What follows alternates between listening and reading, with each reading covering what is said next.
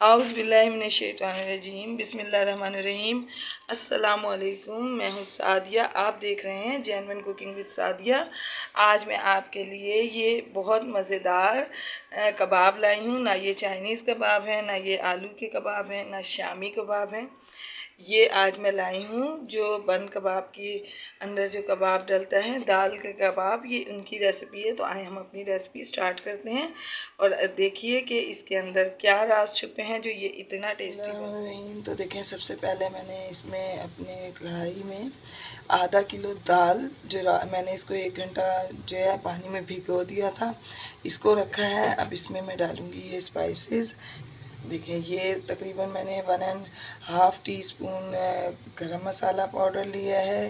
ये 7-8 दाने मैंने साबुत गोल मिर्च के लिए हैं। ये 2 चुटकी तकरीबन अजवाइन है। 1 टीस्पून मिर्च है, 1 टीस्पून ज़ीरा और 1 टीस्पून नमक है। ये आप अपने टेस्ट के हिसाब से कम ज़्यादा कर सकते हैं, नमक को स्पेशली और मिर्च को।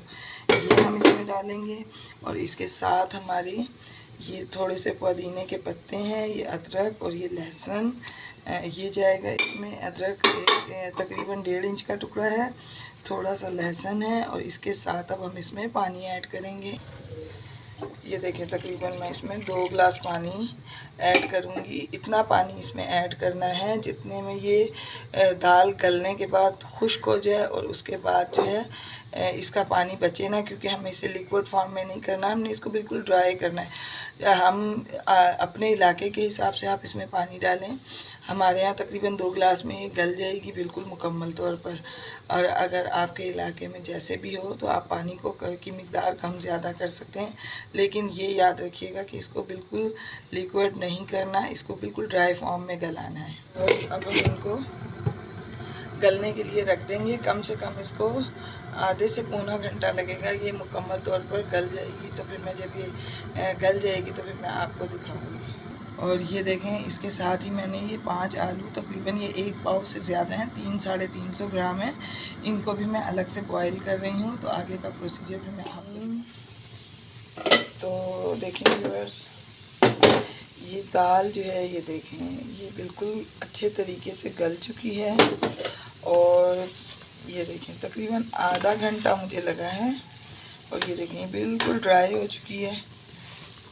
इस पॉइंट पर हम इसका फ्लेम ऑफ करेंगे और अब इस तमाम दाल को और आलू भी हमारे जो हैं मुकम्मल तौर पे गल चुके हैं, इन दोनों चीज़ों को मैं आपको जो है पीस के दिखाती हूँ। मैं किसी मशीन में नहीं पीसूँगी, इसके बेहतरीन रिज़ल्ट के लिए मैं इसको सिलबट्टे पर पीसूँगी और मैं पीस के आप। बिस्मिल्लाहिर्रहमानिर्रहीम। तो देखें व्यूअर्स, मैंने ये जो है दाल पीसी है और इनको आलूओं को मैंने ग्रेट किया है। तो इस पॉइंट पर ये हरी मिर्ची मैंने काटी हैं, इनको डालूँगी और ये मुट्ठी भर के हरा धनिया।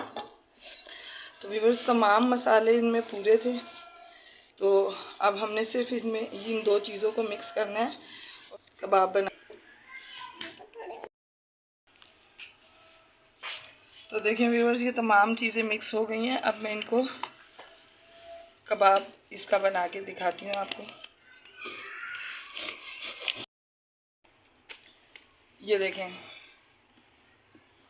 ये कबाब बन के रेडी है। इस तरह से मैं आपको तमाम कबाब बना के दिखाती हूँ। और अगर आपको मेरी रेसिपीज़ अच्छी लग रही हैं और आप चैनल पर न्यू हैं तो काइंडली मेरे चैनल को सब्सक्राइब करें, लाइक शेयर करें, बेल आइकॉन को ज़रूर प्रेस किया करें ताकि मेरी हर आने वाली वीडियो आपको वक्त पर मिले। देखें व्यूअर्स, ये इंतहाई लो कॉस्ट कबाब हैं और कम खर्च और जायका बहुत ज़्यादा। इनका टेस्ट आपको इतना अच्छा लगेगा कि आप शामी कबाब का टेस्ट भूल जाएंगे, आप कहेंगे कि हम यही बनाएं। तो देखिए, मैं आपको सारे कबाब बना के दिखाती हूँ। तो देखें व्यूअर्स, तमाम कबाब जो हैं ये मैंने बना लिए हैं।